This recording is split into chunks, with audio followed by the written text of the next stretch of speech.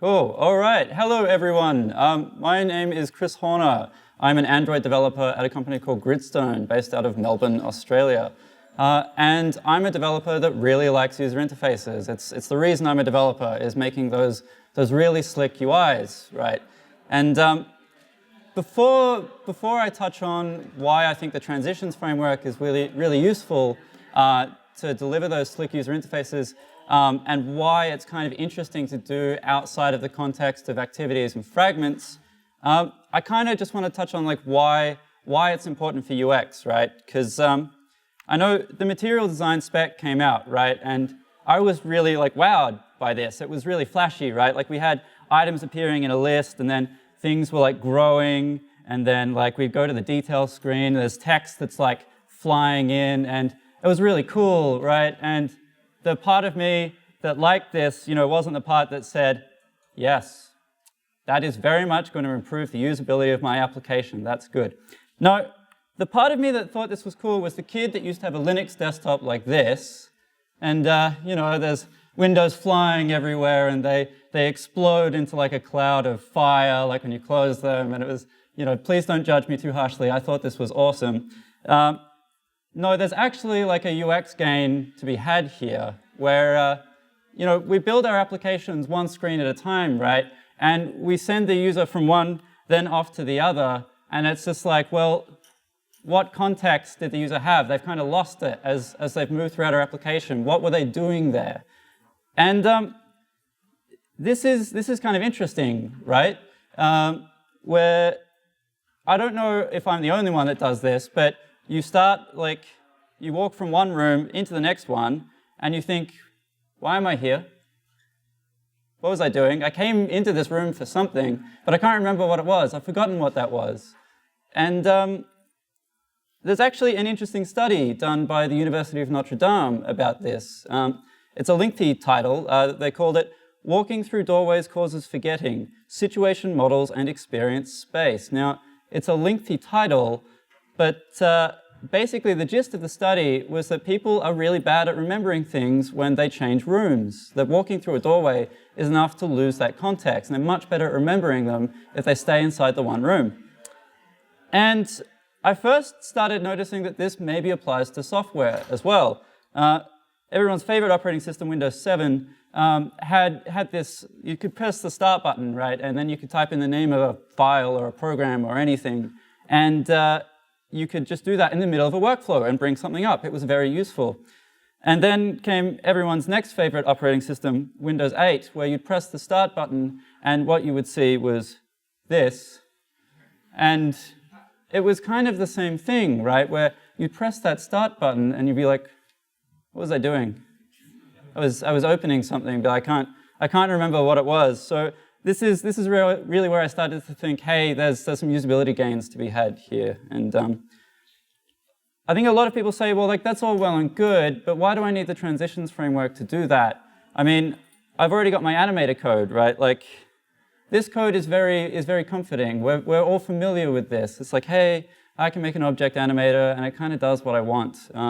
Why would I care about the transitions API?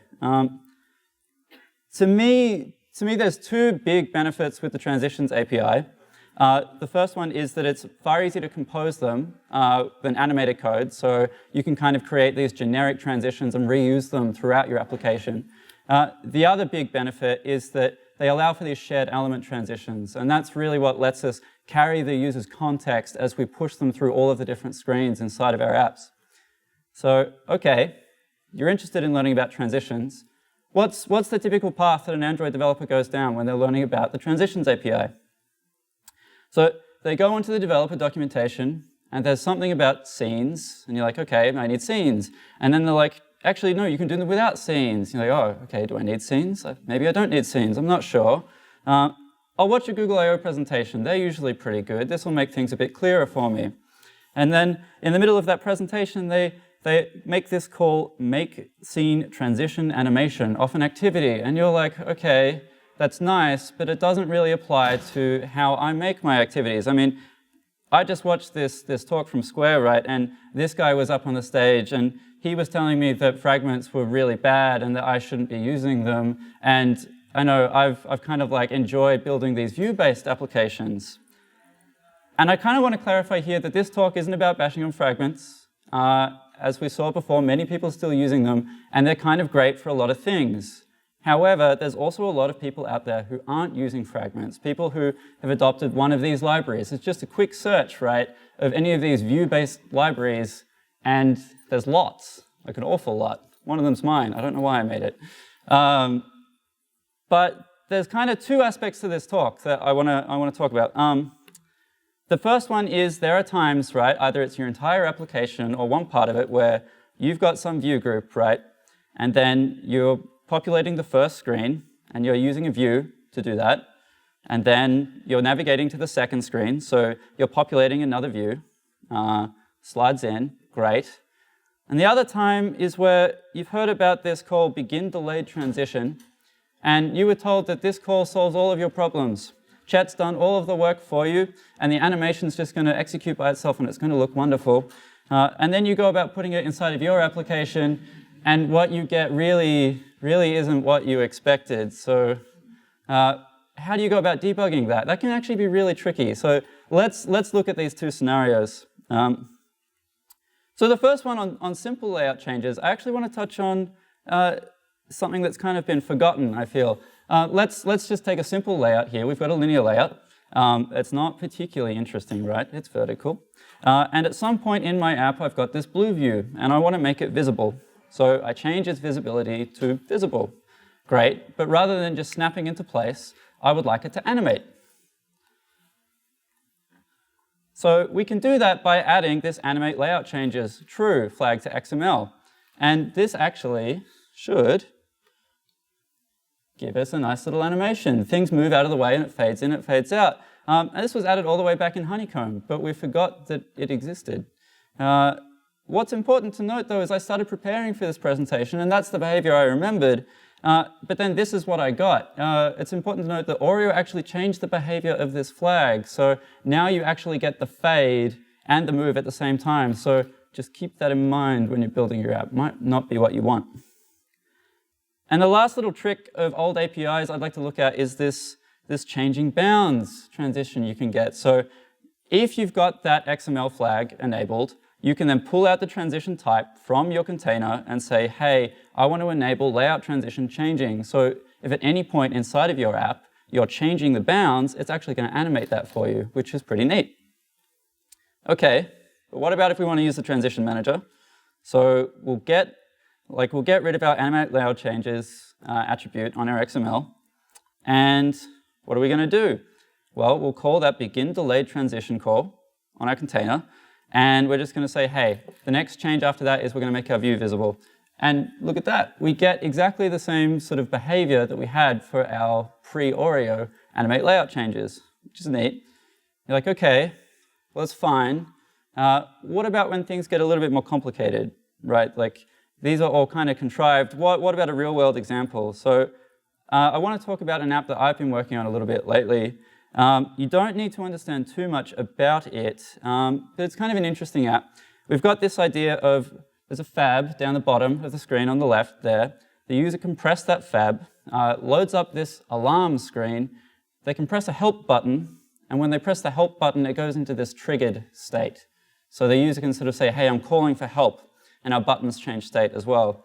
So I think this is interesting, right, because we're going through one screen to another, and then one screen is just changing state from one to another. So let's be developers together. This is the animation the design team has given us, and we need to implement what's going on here. Now, it's kind of a little bit hard to follow, right? It's very fast. Let's slow it down. So we've got a shared element transition of our floating action button, and then we've kind of got some views fading in and out of existence, and things sliding back down. All right, well, how are we going to build that? Well, I first want to look at this example of one screen changing from one state to another, because I think it's a little bit simpler to reason about than actually navigating between two different screens. And I think when we start building things, it's always good to come up with a simple version. So together as developers, we're going to build this. This is our first pass. It doesn't need to be terribly complicated, right? Looks like a linear layout to me. We've got a text view, a couple of them, space and some buttons, fine. except we know that that's not quite going to be enough because we've got to have this map view that's going to be sitting behind here. So what are we going to do? Well, we can actually put everything inside of a frame layout and we'll say, all right, well, our map and text can just sit behind this linear layout because the linear layout's really what we care about. It's what we're animating. So we're going to give that linear layout a white background. It's important to note that because this linear layout is going to start out with these layout dimensions of match parent and match parent. And the way we want it to shrink down is we're going to say, hey, we'll give you a height of wrap content. So how are we going to do that? It's fine. We'll just set a click listener on one of our buttons, and we'll say, yep, I'll get the layout parameters, and I'll set your height to wrap content. So what happens when we animate that? Whoa, it's a bit hard to see that fast. Let's slow it down. So we can see our views fade out, it slides down, and then the I'm OK button fades into place, which is actually kind of close to what we want in the end result, right? Like it's nearly there, but not quite. Things are happening one after the other, and we want everything to happen at the same time. It's a very fast animation. So what do we do? Really, we want to look at this begin delayed transition call. We want to say, how are we going to customize this? And the API lets us do that. The second parameter that we can pass into that call is a custom transition. So let's make one. Important to note here, I'm very deliberately constructing this in Java because that's another thing I feel all examples out there are doing it with XML. And to me, especially when I'm starting to make these animations, it's much easier to just hack them together quickly with Java and then maybe promote them to XML later when I want to kind of build that reusable system, right? So we'll start by making a transition set. Transition set is exactly what you think it is. It's just a set of transitions. We know we're going to need more than one. Then we're like, okay, well, I need to fade some of my items in or out.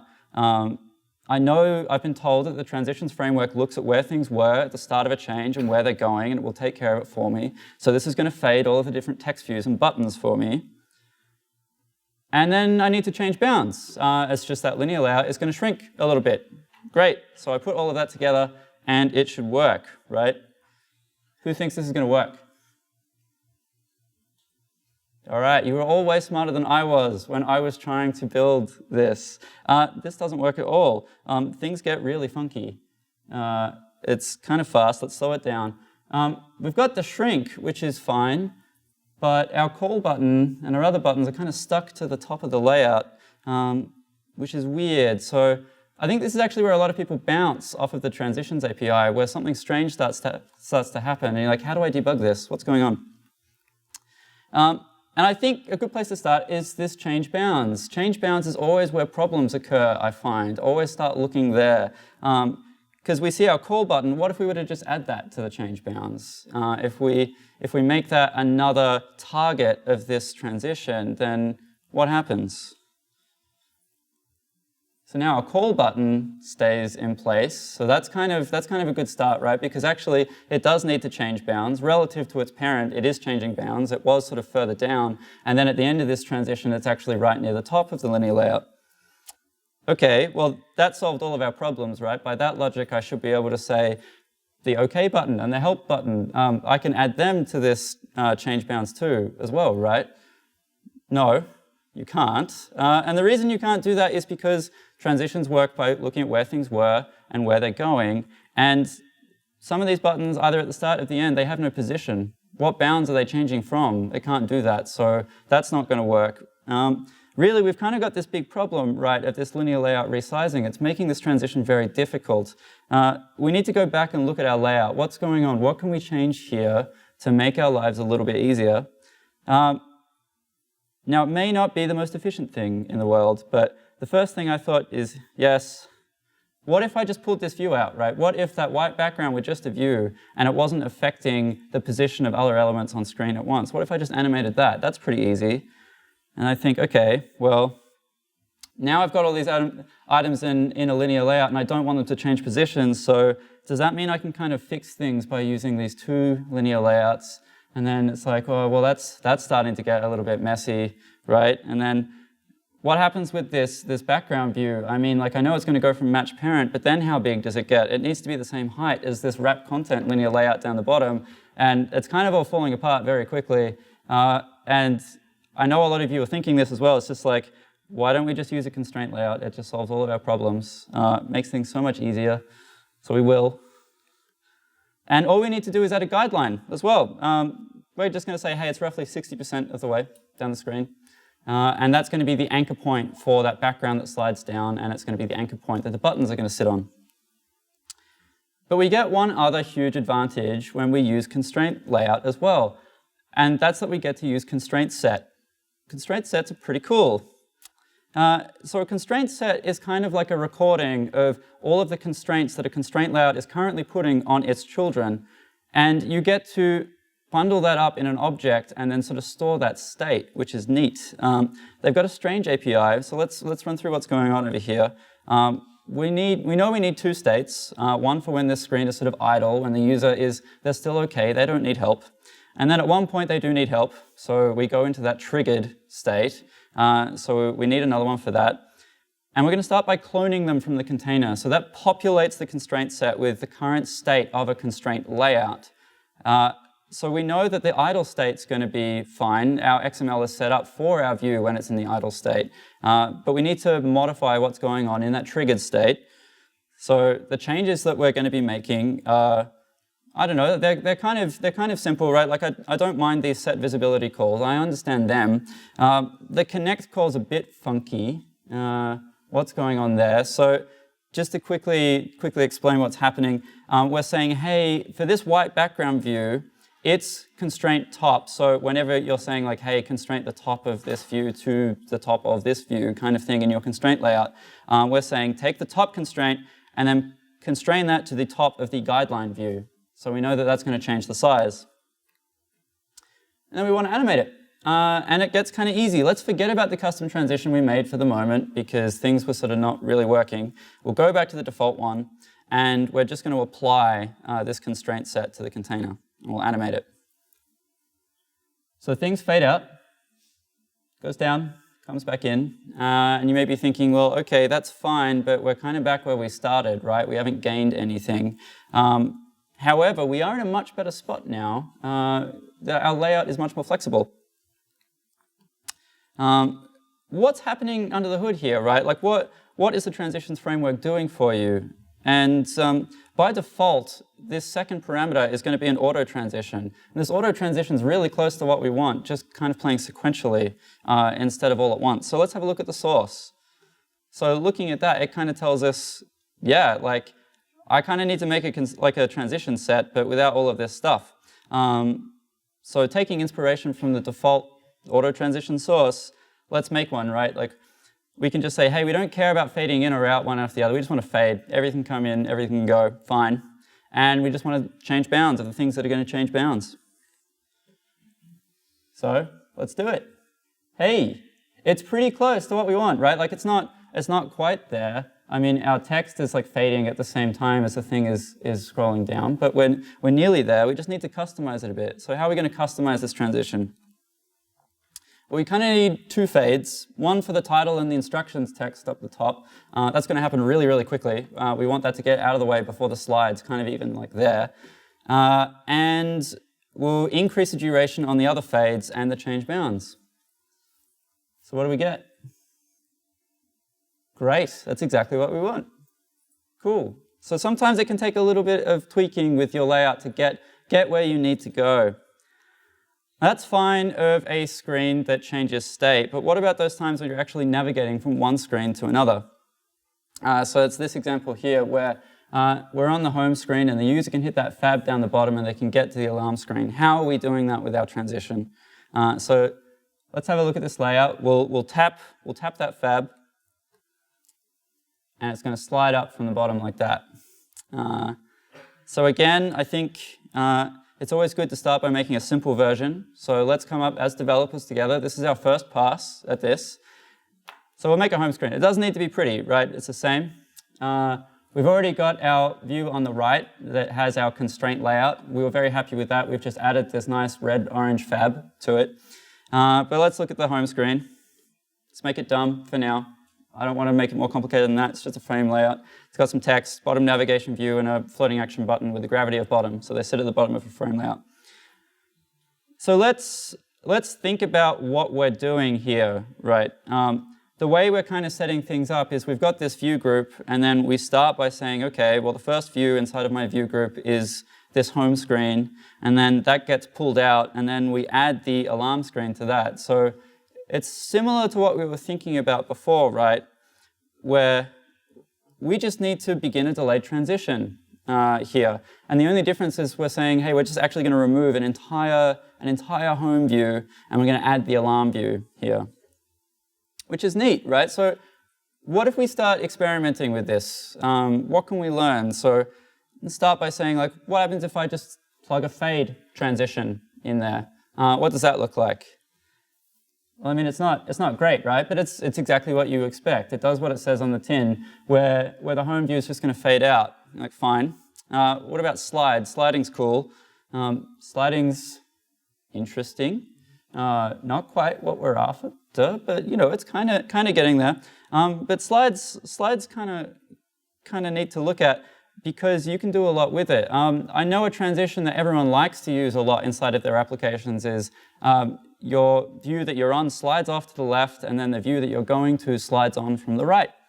And you can do this really easily with transitions as well. You can just say, hey, I want to start a slide, target the home view, and it's going to go to the start gravity. So because it's disappearing, it's going to go to the start edge. And then our alarm view is coming from the end gravity, and because it didn't exist and it's going to exist, that's going to slide in from the end. And so we get everyone's favorite transition, right, of sliding from one screen to another.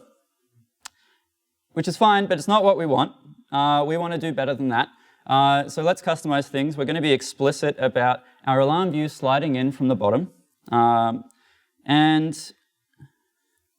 what does that look like? It's kind of like the alarm view sliding in is what we want, but it's weird how our home screen just kind of like blinks out of existence. Why is it doing that? Well, my first thought when I was working on this was like, well, it's not part of the transition. I've removed it from that view group, and because it's not part of the transition, then it's not being displayed for me. So clearly I need to add it to that transition. I don't need it to do anything. So does that mean I can be a bit cheeky? Does that mean that I could just be like, hey, it's gonna fade, right? But it's actually gonna start 300 milliseconds later and then run for no milliseconds. Because now the transition manager knows about it, right? It should display. No, you can't do that either. What actually happens is for 300 milliseconds, you see this view, and then you see this view. So it didn't really work out. The slide is actually still going on underneath, but you can't cheat that way. And the reason you can't cheat that way, right, is the transition we're doing, what we're changing to the layout is we're removing the home view and we're adding the alarm view. So it's gone. And Android needs to like fake how the home view sticks around.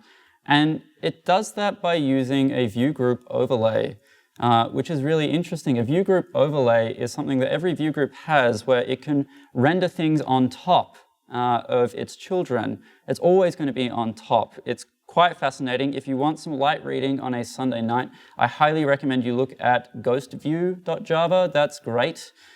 Super fascinating. But the point is that's no good for us because we want our home screen to be underneath our alarm screen. This is kind of what we're going for. And how are we going to do that? We really need our home screen to stick around. We don't want to remove it immediately. We need to remove it later, which is normally easy, except if you're using some sort of library that manages these transitions for you. I know a lot of them impose these restrictions of like, yes, you're going to make all of your individual screens, and then I'll take care of inflating the layouts for you, and then pushing and popping them for you. But that's no good when you need to really customize the behavior of your animations. You need to read this carefully, so just watch out for that. Like, okay, well, let's customize this. Look at these two lines here. We're removing a home view and adding the alarm view. Well, let's just get rid of that line where we remove the home view. It's going to stick around for a little bit longer. And then we just need to say, hey, when our transition ends, we're going to take care of removing the home view for you. Not too bad. So what happens? Hey, we get exactly what we were looking for. That's kind of nice. All right.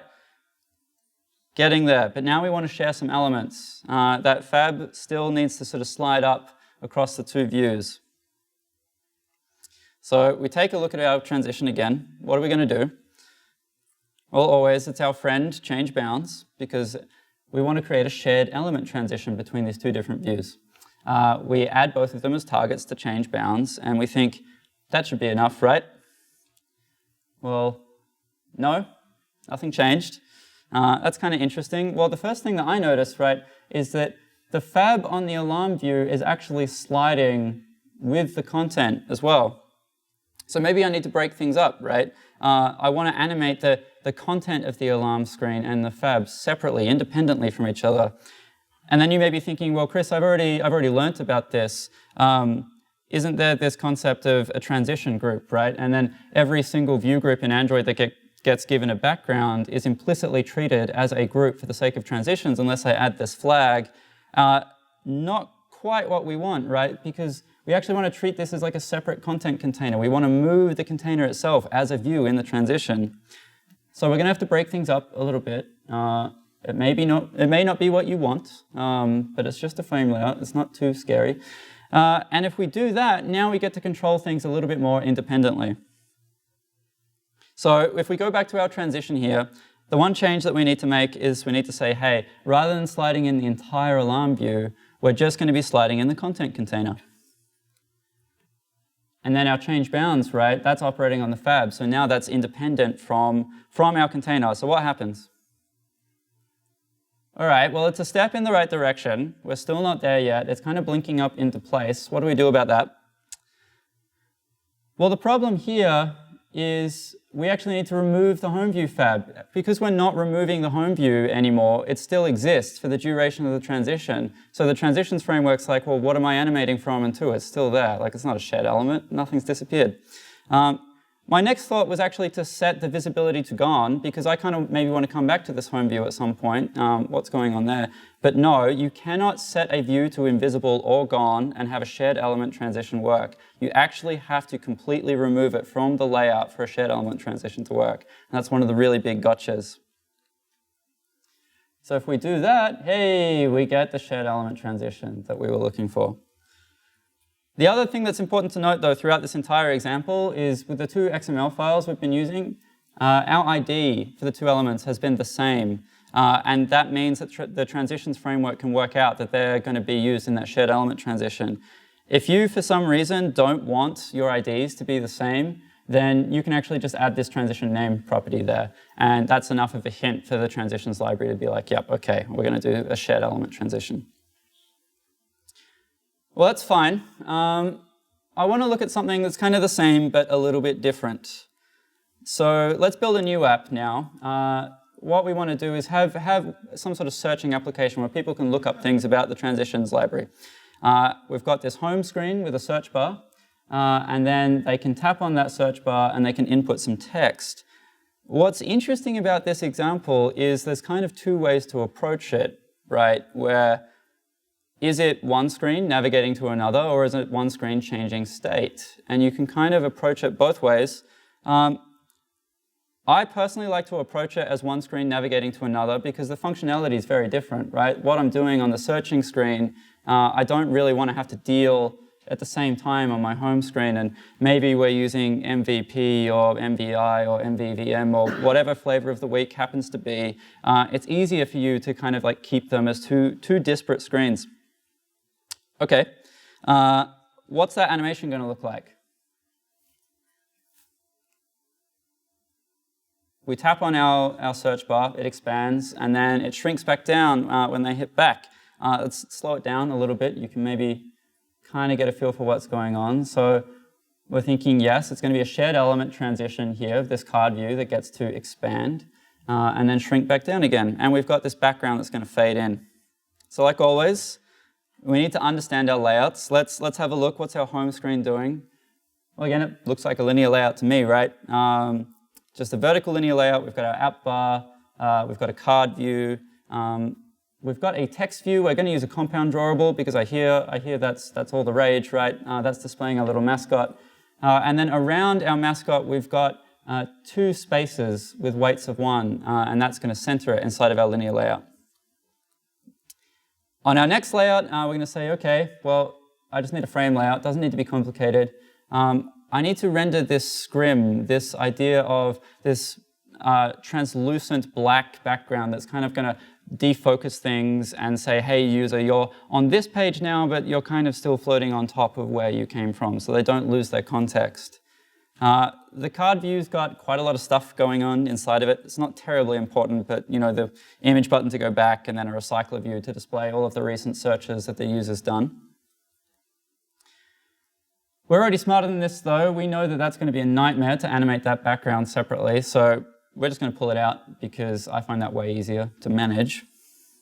And we're going to make sure that both of these elements between our screens, they're going to have that shared element of card. It's the card that we're sharing between the two screens. We're telling the transitions framework about that. So this should be easy, right? We've learned a lot of things now. We need to fade. We're going to say, hey, that scrim view, that's going to fade. And we are going to run our favorite change bounds transition between the home view card and the search view card. So what happens? Oh, and we also need to say, hey, in part of this transition, we're just going to add the search view on top. We're not removing anything. We're just going from one to the other. So it's not great. It's a start. Our background is fading in, which is what we want. But again, our change bounds is like not working properly. And this is actually really similar to the problem we just had, right, of our floating action button during the shared element transition. We haven't removed it from the layout. It's still there. Our home view card is still sitting behind. So we actually need to do something about this. We need to remove that home view card. So this should work. And it does, but there's something kind of funky happening here, right, where our little mascot, she's jumping up and down as we're searching. Which is not what we want. It's kind of weird. So why is that happening? So if we go back to our layout, we declared a linear layout, and we've got those two spaces, and they have a layout weight of 1. So they're consuming all of the remaining available space in that layout. So after we remove our card view, there's more space for them to consume. So they do, but we kind of get this jumping effect. So we need a way to mitigate this. We need a way to remove the card view, but still have things sort of like sit pretty. So a little hack I like to use is just adding a frame layout and give it the idea of slot or something. This idea of it's a slot where you can add and remove at different points some view. It's where it's going to live. But if we do that, we should be okay, right? Well, no. That's kind of interesting. We didn't change it. The only thing we changed was the parent of the home view's card view. And now part of our transition is like immediately blinking up to the top of the screen, which is like really strange. Why is that happening? And I think always change bounds is an interesting place to look at, right? What change bounds is doing is it's looking at its position inside of a parent before it starts that transition. So when we put it inside of that slot container, it went from being like sort of a little bit down the screen to now being right at the top of the container. So in this transition, it doesn't actually get to move anymore. We need a way of dealing with reparenting, and that's what change transform does. It actually looks at its global position and says, hey, how am I going to actually transform this back into local coordinates again when we're going between two different parents? So if we add that again, what do we get? Hey, all right, we actually get to animate up. That's really cool. And then going back, that should be easy, right? It's just playing the same thing in reverse. How do we deal with that? All right, it's a water code, but it's not too bad. It's the same as what we had before, right? We're going to fade out our scrim on our search view, and we're just going to set up that shared element transition between the home view card and the search view card. Simple, right? And the other thing we need to make sure is we're going to add the home view card back into the home view, and we need our container to have the entire searching view removed from it. What happens? All right, that's kind of weird. Again, our fade works, faithful fade. but there's something wrong with our card. What's going on there? Well, the thing to note here is we needed to reference the home view's card, but we have to do that when we set up the transition. But because transitions are always about where things are and where they're going, we want that card to be animating back into place. So we can only add that card after we call begin delayed transition. So how do we kind of reference something before it exists? So the real trick for that in Android is to just say, hey, there's an ID. I just reference something by an ID. And that's enough for the transitions framework to be like, okay, you gotcha, I'll look it up when the time comes. So if we do that, hey, we are shrinking back down again. We get the nice transition that we were after. So before I start wrapping things up, I just want to say that transitions aren't perfect. They do have a lot of problems. I think a really common strategy, right, is you're building your application and then you're going to put a toolbar inside of it, and then the user's going to navigate from one screen to the other, and you want the toolbar to stay in place as the content slides underneath it. So the way you'd set that up, right, would be, hey, I'll just use a shared element transition where my toolbar is that shared element. It stays in place. But what happens if we do that? So it's tricky to see, I know, with the lighting, but if you look very closely, you'll see when the transition starts, the elevation on the toolbar disappears. And that's because, hey, we're actually animating something that no longer exists anymore, so the transitions framework cheats, it puts it in the overlay, but Android's view overlay doesn't support elevation. Just doesn't. I know Chet's around at this conference. If you want to go annoy him about it, I'd greatly appreciate it. It's something we need added, I think. So let's give you some debugging tips as well, because it's really hard. Start by knowing your layout hierarchy a lot. You really need to understand what's going on. I can't stress that enough. And don't worry about making small changes to your layout to make a transition work. The other one is that change bounds is kind of cheeky. It's where problems go wrong. If your transition isn't working, it's a really good place to start looking. And the other one is start by implementing a simplified version of your screens. I know the way a lot of us build our apps is the design team comes in, they give us a whole lot of screens, and we build them. And then we think about, okay, well, how am I going to animate between these screens? But you've got a complicated layout that you've set up now, and it can be tricky. So maybe just make a simplified version of that first before you start thinking about like how it can go to your very complicated layout with a lot of views. So some takeaways here are that transitions are really powerful. Please don't ignore them. You can do so much, right? From the idea that they're really, really composable to the fact that they give us access to shared elements, I think they're kind of great compared to just normal animators. And the other one is if you're using one of those view-based navigation libraries, really look at the documentation carefully. It's where things can go wrong if they don't give you enough flexibility and power. My personal recommendation on this one is Conductor. I think it's really, really nice. I know they've got some stuff on the horizon too about specific shared element transitions between different controllers, they call them. So have a look at that. And the last thing is don't be like me, the kid with that Linux desktop. Don't show off. Great power, great responsibility, all of that. There's some serious UX gains to be had here. So I'll finish things up. You can find me on Twitter here or GitHub there. I'd also like to give a big shout out to Nick Butcher for helping me with this talk. He was really, really useful. But yeah, thanks very much. Any questions?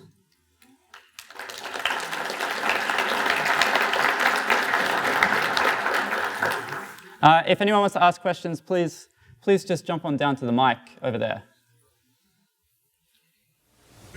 So based on your experience, what's the best way to reorganize all the code once you're done? As in how to make it as reusable, isolated, and organized as possible, especially when you're dealing with several members in your team and you don't want to, crowd the... You don't want to butt heads. Yeah, that can get really tricky. So like I was saying before, I think you start by building it in Java, hack it together, get it working, and then a really good part of that is then say, okay, well, I'm going to put this inside of XML, where it's not going to bump heads, and maybe I can think about making it in a more like modular way, if I'm understanding the question, right, where people can then start modifying that module that you've made in a way to maybe sort of compose things together as well. XML is pretty useful for that. Okay. Thanks, and thanks for the presentation. No one else curious? No one else had problems? Cool bananas. Thanks very much, everyone. I'll catch you around.